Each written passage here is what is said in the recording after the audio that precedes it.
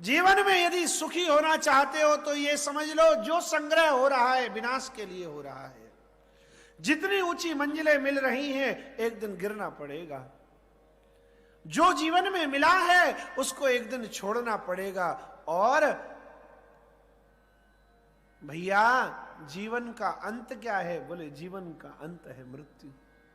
फिर क्यों इसके चक्कर में पड़ता है प्यारे? मत फंस इसमें।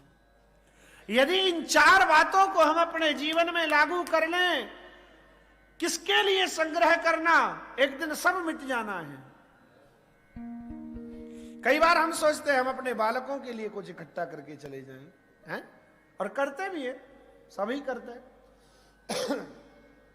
लेकिन उस समय यह विचार करना चाहिए कि क्यों इकट्ठा करें। मैंने परसों भी यह बात निवेदन की थी संकेत रूप में, क्यों इकट्ठा करें? क्या जो हाथ पैर परमात्मा ने हमको दिए वो हमारे बालकों के पास नहीं है?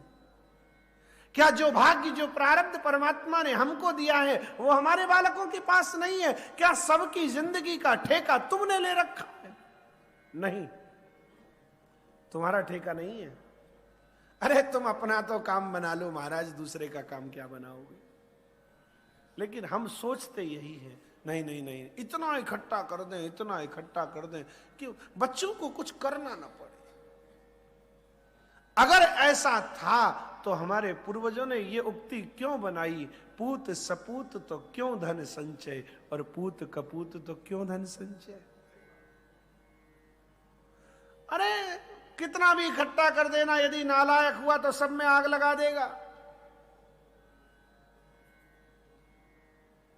और यदि लायक हुआ तो तुम्हारी इकट्ठी करने की जरूरत नहीं। ऐसे भी लायक पुत्र संसार में देखने में आते हैं जो अपने माता पिता को कहते हैं, पिताजी माताजी आपका जो कुछ है हमें उसमें से कुछ नहीं चाहिए, आप चाहे जो करो, चाहे जितना धर्म करो, चाहे जितना पुण्य कमाओ, सब दान कर दो, हमें आपकी संपत्ति का एक तिनका भी नहीं चाहिए। हमारे पुरुषार्थ से हम बहुत कमा सकते हैं, कमा रहे हैं, कमाएंगे, हमें तो केवल आपके द्वारा आपका आशीष चाहिए। ऐसे भी लोग हैं संसार में, और ऐसे भी हैं जिनके पूर्वज करोड़ों अरबों की खरबों की संपत्ति छोड़ जाते हैं और व्यसनी होने के कारण, दुष्ट प्रकृति के होने के कारण वो सबका सत्यानाश कर देते हैं। नहीं रहेगी संपत्ति भैया। इसलिए संग्रह में ज्यादा मत पड़ो, जो आवे उसको ठिकाने लगाते रहो। आया गया, आया गया, आया गया, जोड़ो मत ज्यादा भैया। हाँ, खर्च करते रहो। लेकिन कुछ लोग खर्च तो करते हैं पर अपने ऊपर ज्यादा खर्च करते हैं। हम सजे, हम संवरे, हम बढ़िया से बढ़िया वस्त्र पहने, बढ़िया से बढ़िया आभूषण पहने। नहीं नहीं, हमारे सजने संवरने में काम नहीं बनेगा। सजाना है, संवारना है तो प्यारे गोविंद को सजाओ, उसके लिए खर्च करो, फिर देखो तुम्हारे जीवन में चमत्कार होता है कि नहीं होता। हम सोचते हैं हमारे पास ठाकुर जी ने कृपा की, ईट ड्रिंक भी मैरी, क्यों ना करें खर्च, क्यों ना मजा लें। खूब लो मजा, कौन मजा कर रहा है? इसलिए आप सैकड़ों परिवार ऐसे देखेंगे संसार में जो पार्टियों में, किट्टी पार्टियों में महाराज और होटलों में जाकर बड़ी बड़ी पार्टियां करते हैं, लाखों रुपया एक एक रात में खर्च करते हैं। सैकड़ों लाखों रुपए की तो नाचने वाली आ जाती है साहब, उनमें लोग लुटा देते हैं करोड़ों रुपया। लेकिन धर्म में खर्च करने की जब बात आती है तो उनके माता पिता सब मर जाते हैं।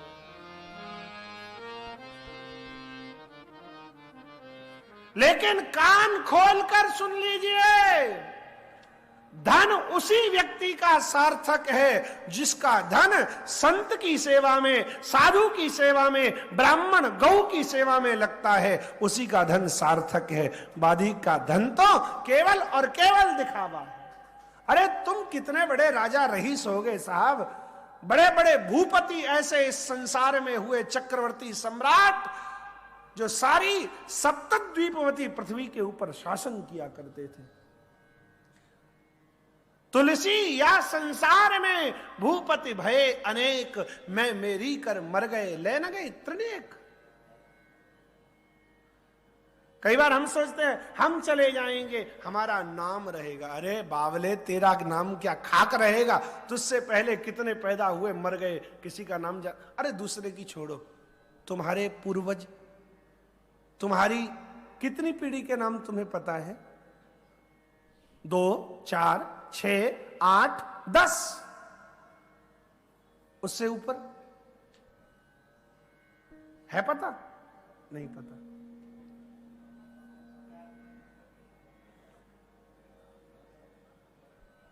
चार 5 का भी पता नहीं होता, लेकिन हम तो 10 कह रहे, छूट दे देते हैं चलो। और फिर हम सोचते हैं हमारा नाम रहे मिस्टर डॉट डॉट डॉट। अरे महाराज, क्या प्रवृत्ति है लोगों की, नाम के लिए दुनिया पता नहीं क्यों मरती चली जा रही। और मैं व्यासपीठ से बड़ी जिम्मेदारी के साथ ये बात कहना चाहता हूं, शास्त्र का आश्रय लेकर के ये कहना चाहता हूं, जो कार्य अपने नाम अपने आप को प्रदर्शित करने के लिए किए जा रहे हैं, उन कार्यों में आपको कोई भी रत्ती भर भी पुण्य की प्राप्ति नहीं होगी, नहीं होगी, नहीं होगी। इसलिए नाम के पीछे मन मरो भैया ज्यादा। अपने नाम का क्या करना, ये हाड़मास का शरीर, इसका अपना कोई नाम पहले भी नहीं था। माता पिता ने जो नाम दे दिया वही नाम लेकर के हम अपनी पहचान बनाकर घूम रहे हैं, और बाद में भी कोई नाम न रहेगा।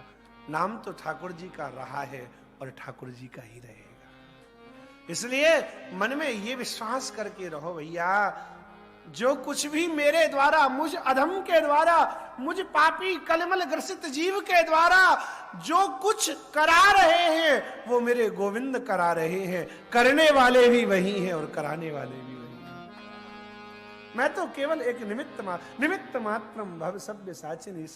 जीवन परमात्मा ने मुझे निमित्त बनाया, मेरे को कुछ समझा, इसलिए ये सेवा का मौका मुझे दे दिया। हे नाथ, मैं आपका कोट कोट जन्मों में भी धन्यवाद अदा नहीं कर सकता। आपने मुझे अपने चरणों की सेवा करने का अवसर दिया है। आपकी सदा ही जय हो, जय हो, जय हो।